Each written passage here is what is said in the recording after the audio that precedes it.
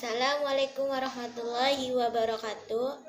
Di sini Virus akan menjelaskan tentang metode pendengaran lisan atau verbal, disebut juga metode lingual atau metode Samsiah. Di sini juga metode audiolingual itu ada asal usulnya. Apa aja sih asal usulnya? Yuk, mari kita dengarkan. Asal usul dari metode audiolingual yaitu setelah Perang Dunia Kedua berakhir, hubungan internasional mulai tumbuh dan membaik tanpa kebutuhan komunikasi lisan antara dunia pada tingkat negara dan individu. Terus orang-orang mulai menyadari bahwa komunikasi tidak lagi terbatas guna mempelajari warisan bangsa dan menerjemahkan ke bahasa lain. Maka negara besar merasa keperluan terhadap pembelajaran bahasa bagi warga dan penanggung jawab penjabat negara tersebut untuk mewujudkan komunikasi lisan yang dihubungkan dari bahasa Inggris pada bahasa negara. Terus di sini juga studi linguistik, psikologi, sosiologi, dan antropologi merupakan awal kemajuan ilmu bahasa saat itu. Ahli bahasa mengubah pandangan terhadap karakter, gaya, pemerolehan, pembelajaran, dan pengajaran bahasa. Tanpa beberapa aliran dan pendekatan bagi pengajaran bahasa asing.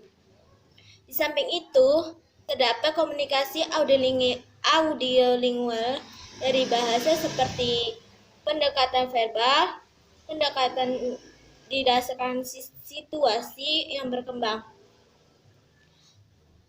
Muammar PBA, kemudian ke doktrin audiolisan, dan metode ini menghasilkan metode untuk mengajar bahasa yang paling menonjol adalah metode audiolisan. Nah,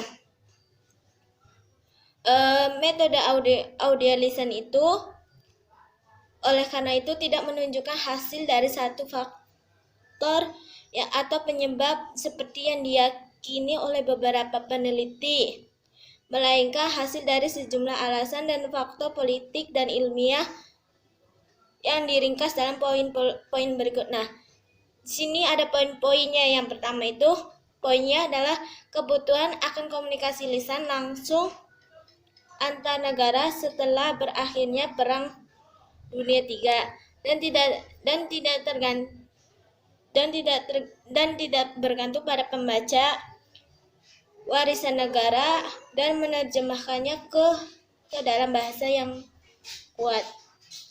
Nah, sarana komunikasi modern telah mulai berkembang dan menyebar di antara orang-orang jarak dekat dan menciptakan kondisi untuk komunikasi lisan langsung antara negara dan masyarakat, sehingga perlu muncul untuk belajar bahasa asing dengan metode yang mencapai tujuan ini. Yang kedua itu metode sebelumnya, terutama metode tata bahasa, metode terjemahan dan membaca tidak dapat memenuhi tuntutan komunikasi dan konsep-konsep baru sehingga selama Perang Dunia Kedua, perwira tentara Amerika terkejut bahwa banyak prajurit mereka tidak dapat berbicara bahasa asing dengan cukup lancar. Terus yang ketiga ini, perkembangan dalam studi psikolinguistik pada pertengahan abad ke-20 yang berakhir dengan perkawinan silang antara integrasi antara strukturalisme dalam linguistik dan behaviorisme dalam psikologi, dan sebagai akibatnya tren psikolinguistik yang dikenal sebagai tren perilaku struktural muncul, yang mana bahasa ini dilihat secara formal, secara verbal. Yang keempat ini ya, pengembangan studi dalam antropologi dan budaya masyarakat atau antropologi dan sejumlah ahli bahasa dan psikolog mempelajari bahasa-bahasa Arab bahasa-bahasa Indo ke Amerika yang tidak tertulis. Yang lain tidak tertulis di Asia itu Afrika dan Amerika Serikat. Afrika dan Amerika Selatan. Yang kelima itu perkembangan yang terjadi dalam antropologi dan budaya masyarakat atau antropologi dan sejumlah ahli bahasa dan psikolog mempelajari bahasa-bahasa Indo-Amerika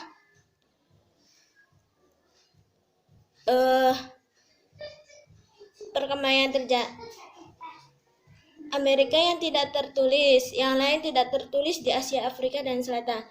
Perkembangan yang terjadi dalam teknik pendidikan, terutama di laboratorium bahasa, alat perekam audiovisual, dan sebagainya, dan telah meningkatkan efektivitas metode pengajaran dalam aspek audio lisan. Di sini metode lisan adalah metode Amerika di mata banyak peneliti di bidang pengajaran bahasa asing. Mereka menyimpulkan bahwa tentang apa yang terjadi pada tentara masanya jahat selama Perang Tinggi Kedua, di mana para pejabat itu mengejutkannya bahwa banyak tentara tidak dapat berbicara bahasa asing dengan lancar. Sebagai contoh, pemerintah Amerika membentuk contoh di Kementerian Pertahanan sebuah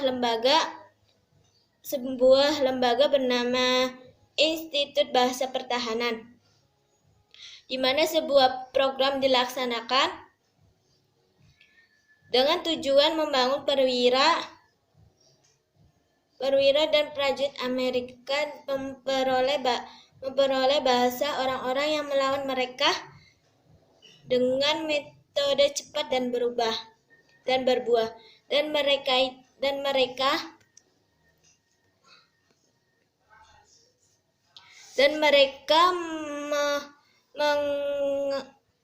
menugaskan pengawasan lembaga ini kepada sekelompok bahasa struktural, misalnya Fries Charles, Robert, dan lain-lain. Selanjutnya di sini juga metode lingual itu ada tujuan dari fitur metodenya. Yang pertama itu metode didasarkan pada pendekatan perilaku struktural, di mana Anda melihat bahasa sebagai seperangkat simbol fonemik yang anggota masyarakat mengenali signifikasi dan fungsinya untuk mencapai komunikasi di antara mereka, dan itu adalah struktur formal dan sebuah fenomena lisan. Asal-usulnya adalah ucapan lisan, dan bahwa sisi tertulisnya adalah penampilan sekunder. Yang kedua itu pemilik metode ini terlihat bahwa bahasa adalah apa yang sebenarnya dituturkan oleh penutur bahasa, bukan apa hanya mereka yang pelajari atau bicarakan tentang aturan dan pola yang dikenakan kepada mereka oleh badan budaya atau pihak berwenang resmi. Prinsip ini tuh diambil dari aturan Bernoulli. Bernoulli ini menyatakan bahwa studi bahasa harus bersifat deskriptif daripada preskriptif. Dan ketiga itu, metode ini mengadopsi pandangan antropologis budaya yang berpendapat bahwa budaya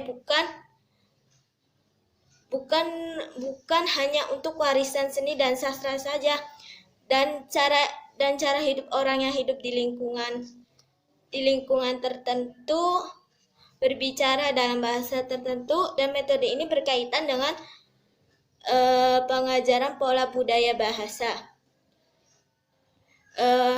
Target dengan mengajarkan pola yang sama, dan mungkin ini sebabnya mengapa metode ini berkaitan dengan kompatibilitas linguistik. Yang keempat itu, menurut uraian yang tadi di atas itu, kurikulum dan penulis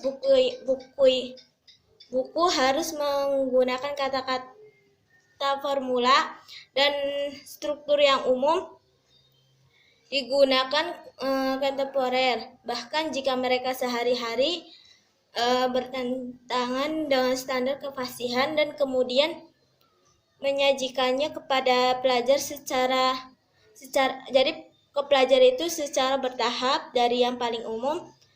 Metode ini berkaitan dengan frasa sosial yang berlaku di komunitas bahasa target.